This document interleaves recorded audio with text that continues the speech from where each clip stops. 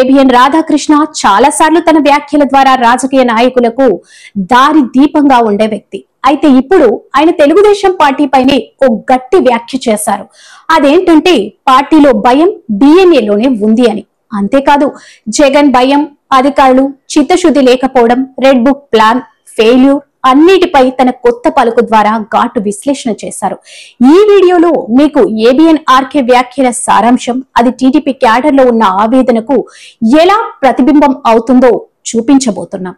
RK రాసిన మాట ఇదే. పిరికితనం తెలుగుదేశం పార్టీ జీన్స్ లోనే ఉంది. ఏనాడు ఎన్టీఆర్ హయాంలో కూడా ప్రతిపక్షంలో ఉన్నప్పుడు ప్రజల్లోకి వచ్చి పోరాటం చేయడంలో వెనకడుగు వేశారు. ఇప్పుడు కూడా అదే స్థితి. వైసీపీ నాయకులు గ్రామ స్థాయిలో పనిచేస్తున్నారు, కానీ టీడీపీ నాయకులు చదును చూసి నడుస్తున్నారు. దీనికి కారణం భయమా లేక అంతర్గత లాచితనమా? ఆర్కే కామెంట్స్ ప్రకారం జగన్ రెడ్డి అధికారంలో ఉన్నప్పుడు ఒక భయం రాజకీయాన్ని నడిపారు. అధికారంలో లేని సమయంలో కూడా ఆ భయం కొనసాగుతుంది.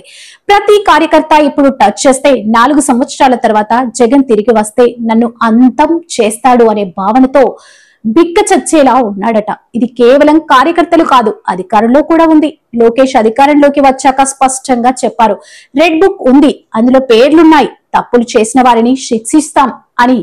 కానీ ఇప్పటి వరకు వల్లభనేని వంశీ తప్ప ఒక్కరిపై కూడా చట్ట ప్రకారం చర్యలు తీసుకోలేదు. ఇందుకు కారణం ఏంటంటే వల్లభనేని తన తల్లి కుటుంబాన్ని టార్గెట్ చేశారు కాబట్టి చర్యలు జరిగాయి. మరి అదే బాధను అనుభవించిన వేలాది కార్యకర్తల కోసం ఆధార్ లేని వారి జోలికి ఎవరూ ఎందుకు వెళ్లడం లేదు?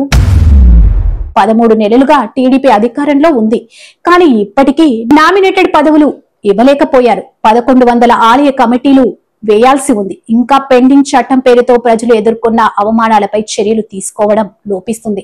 దీనివల్ల కార్యకర్తల్లో ఉన్న ఆవేదన ఆర్కే వ్యాఖ్యల రూపంలో బయటపడింది. ఆర్కే గారి మాటలు స్పష్టంగా ఉంది. ఇప్పుడు అధికారంలో కూడా భయం ఉంది. వారు చంద్రబాబు మాట వినట్లేదు, మంత్రుల మాట వినట్లేదు. ఎందుకంటే పునరాగమనం భయం. జగన్ మళ్లీ వస్తే మన మీద కక్ష సాధింపు జరగకూడదని వారు హ్యాండిల్ చేయకుండా ఉంచుతున్నారు. దీంతో చంద్రబాబుకు కూడా అధికారంపై పట్టు లేదనే అభిప్రాయం క్యాడర్ లో ఏర్పడుతుంది. వాస్తవానికి 2024 ఎన్నికల్లో టీడీపీ ఘన విజయం సాధించింది. కానీ 1983, 1994, 2014లా ఈసారి ఉత్సాహం కనిపించడం లేదు. వైసీపీ నాయకులు ఇంకా క్రియాశీలకంగా పనిచేస్తున్నారు. టీడీపీలో మాత్రం కొన్ని ప్రాంతాల్లో మంత్రుల స్థాయిలోనే అంతర్గత స్నేహాలు, లాచితనంతో వైసీపీకి అండగా ఉన్నట్లు కనిపిస్తుంది. ఈ అంతర్గత డీలింగ్స్ వల్లే క్యాడర్ అసహనం వ్యక్తం చేస్తుంది. ఏబిఎన్ ఆర్కే రాసిన కొత్త పలుకు కేవలం మీడియా విశ్లేషణే కాదు, ఇది తెలుగుదేశం కార్యకర్తల గొంతు. వైసీపీ కౌంటర్ ఇవ్వాలంటే శబ్దం చేయడం కాదు, చర్య తీసుకోవాలి. చట్టం ప్రకారం బాధితులకు న్యాయం జరిగేలా చేస్తేనే తెలుగుదేశం పార్టీకి క్యాడర్లో తిరిగి విశ్వాసం వస్తుంది. ఇలాగే కొనసాగితే కూటమి ప్రభుత్వమా లేక అసలు వైసీపీ ఇంకెక్కడ అధికారంలో ఉందా అనే డౌట్లకు తావుంటుంది. మీ అభిప్రాయం ఏంటి? Red book ఎప్పుడొస్తుంది?